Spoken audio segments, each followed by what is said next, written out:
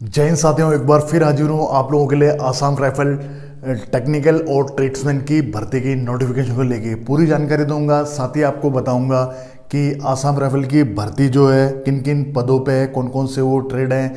अगर सच कहूँ तो मैं आपको आर्मी के बाद में अगर मैं किसी को प्रेफरेंस करता हूँ कि आप यहाँ अप्लाई करना, तो वो असम राइफल है। क्योंकि असम राइफल जो होती है, आप कह सकते हैं कि पैरामिलिट्री में शायद वही एक अकेली फोर्स है जो बिल्कुल मिलिट्री का जैसा मतलब काम करती है। और मतलब मिलिट्री ड्रेस की बात करूं तो जैसे ये कॉम्बैट है, आप ये देखना पैरामिलिट्री की कॉम्बैट अलग होती है, आर्मी की कॉम्बैट अलग होती है, लेकिन आसाम राइफल बिल्कुल आर्मी के ही जैसा सेम पैटर्न होता है, बल्कि आर्मी से इनकी एक दो ड्रेसेस और ज़्यादा होती हैं। तो और दूसरा, आसाम राइफल भले आती मिनिस्ट्री ऑफ होम अफेयर्स में हो, लेकिन कहीं ना कहीं वो मिनिस्ट्री ऑफ डिफेंस से कंडक्ट होती है। क्योंकि आपने देखा होगा आसाम राइफल में डायरेक्ट ऑफिसर उसकी भर्ती नहीं होती है, उनके जो ऑफिसर्स होते हैं वो इंडियन आर्मी के ही होते हैं।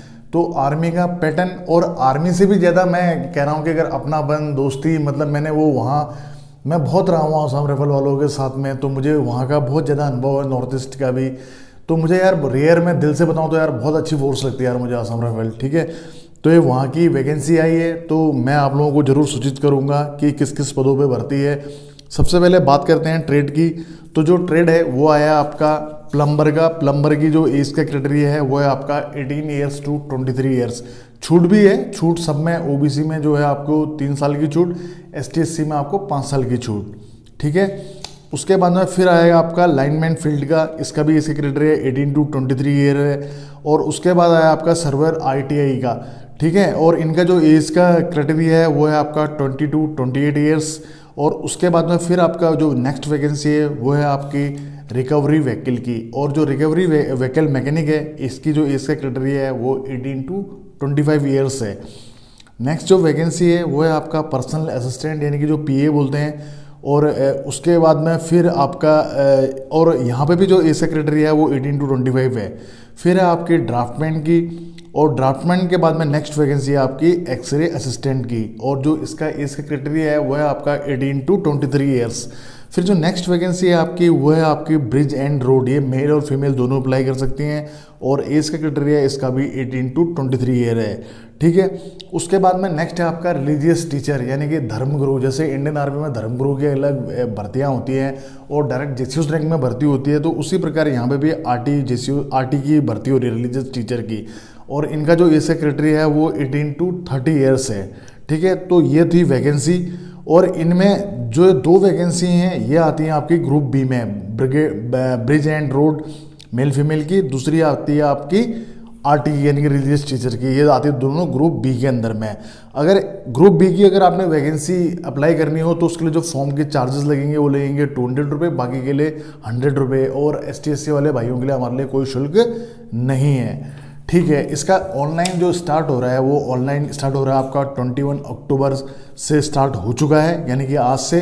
और ये चलेगा आपका 19 अक्टूबर 2023। तो जो इसका ऑनलाइन अप्लाई हो रहा है वो कल से अप्लाई हो रहा है 21 अक्टूबर से, और 19 नवंबर 2023 तक ये रहेगा। तो आप लोग अप्लाई जरूर करें। ठीक है, ऑल इंडिया बेस पे भर्ती है, आप लोग जरूर अप्लाई करें। अगर भर्ती प्रक्रिया की बात करें तो जो उसके भर्ती प्रक्रिया के चरण होंगे, पहला चरण होगा आपका पीईटी और पीएसटी, यानी कि फिजिकल एफिशिएंसी टेस्ट। बताऊंगा क्या क्या होगा आपको। फिर होगा आपका physical standard test. Second part होगा आपका रिटन एग्जाम का। थर्ड होगा आपका स्किल टेस्ट। फोर्थ होगा आपका डॉक्यूमेंट वेरिफिकेशन। फिफ्थ होगा आपका मेडिकल। और अगर हम बात करें फिजिकल एफिशिएंसी टेस्ट की, तो इसमें आपकी 5 किलोमीटर की दौड़ होगी, जिसके लिए कि आपको समय मिलेगा 24 मिनट का।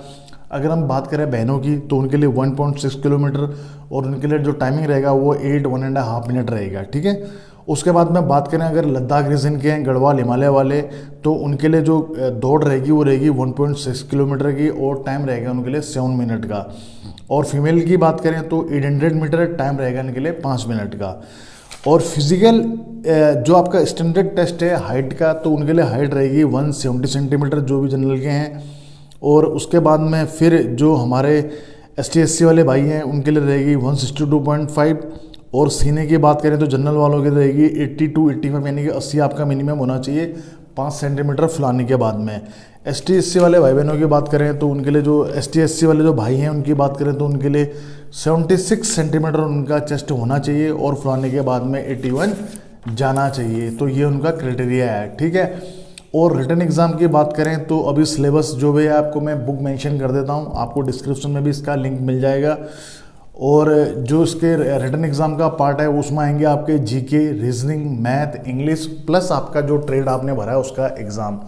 तो ये असम राइफल ट्रेडमैन और टेक्निकल वालों की वैकेंसी है। आपके यहाँ की क्या क्या वैकेंसी है ये, इसके लिए आप असम राइफल की ऑफिशियल वेबसाइट विजिट करें, क्योंकि बताऊंगा कि इस स्टेट की इतनी आई है तो 1 घंटे से ऊपर का वीडियो बन जाएगा, आप लोग वहाँ देख सकते हैं। लेकिन मैं आपको व्यक्तिगत ये कह रहा हूँ कि असम राइफल बहुत ही बढ़िया फोर्स है, आप लोग अप्लाई ज़रूर करें। वैकेंसी भले कम हो, ये ना देखें कि वैकेंसी कितनी है, अपने पूरे एफर्ट्स लगाएं और आर्मी में जाने का जिनका सपना रह गया हो, असम राइफल में जाके अपनी ऑलिव ग्रीन ड्रेस, क्योंकि ऑलिव ग्रीन भी होती है उनकी, और आपने देखा होगा उनकी एक और ड्रेस भी होती है आर्मी के साथ साथ में, ठीक है। एक ग्रे कलर की जो शर्ट होती है और ऑलिव ग्रीन पैंट होता है, वो ड्रेस भी मुझे उनकी व्यक्तिगत बहुत पसंद है, ठीक है। और असम राइफल की अगर डायरेक्टर जनरल की बात करें, वो भी हमारे आर्मी के होते हैं, और अभी वर्तमान में आपके लेफ्टिनेंट जनरल प्रदीप चंद्रन नायर साहब। तो ठीक है, तो असम राइफल बहुत अच्छा है। मैं तो उनका ऑर्केस्ट्रा भी सुना हूँ, शायद सिविल में मुझे यार एक चीज़ है, जैसे और कंपटीशन हो ना खेलों का तो आर्मी वालों दिखता है क्योंकि वो जाते हैं, लेकिन ऑर्केस्ट्रा भी आर्मी वालों को जरूर दिखाया जाना चाहिए यार। कसम से भाई को, इतने प्यारे प्यारे सिंगर होते हैं अपने आर्मी के, असम राइफल के, कि आप बिल्कुल आपका दिमाग हिल जाएगा। तो बहुत चीज़ें हैं दिल में, आती रहेंगी। और आप लोगों का ये, मैं बहुत दिनों से यूट्यूब में आया भी नहीं था, आप लोगों ने बोला सर अमृतपाल के ऊपर में एक वीडियो बनाना, क्या हुआ था, क्या हमारा लॉ है और क्या होना चाहिए। सबसे पहले मैं अग्निपथ योजना का हमेशा से ही विरोध करता आया हूँ, लेकिन एक अकेले से क्या होता है, आप और मैं सरकार बनाने वाले, आप और मैं सरकार बिगाड़ने वाले, पूरे वोट सब हम उनको देते हैं। तो अगर हमारी जब तक अंदर की इच्छाएं हम बाहर व्यक्त नहीं करेंगे अपने सांसदों विधायकों के साथ में, तो उनके हौसले ऐसे ही बढ़ते रहेंगे। इस अग्निपथ योजना का मैं खुले दिल से आज भी विरोध करता हूं। और 2024 के जो मेन चुनाव है, या स्टेट पुलिस के जो भी स्टेट के जो भी चुनाव है, उसमें जब भी कोई विधायक या सांसद मेरे यहाँ आएगा, आप लोग वीडियो जरूर देखोगे, उन लोगों से मैं आपके बारे में जरूर सवाल करूंगा। मिलते हैं नेक्स्ट वीडियो में। जय हिंद, जय भारत, वंदे मातरम, भारत माता की जय। दोस्तों सब्सक्राइब कीजिए एक्स आर्मी सोल्जर को डिफेंस की सबसे सटीक और सबसे आसान भाषा में जानकारी के लिए। साथ ही बेल आइकन को प्रेस करें ताकि आपको नोटिफिकेशन सबसे जल्द मिले।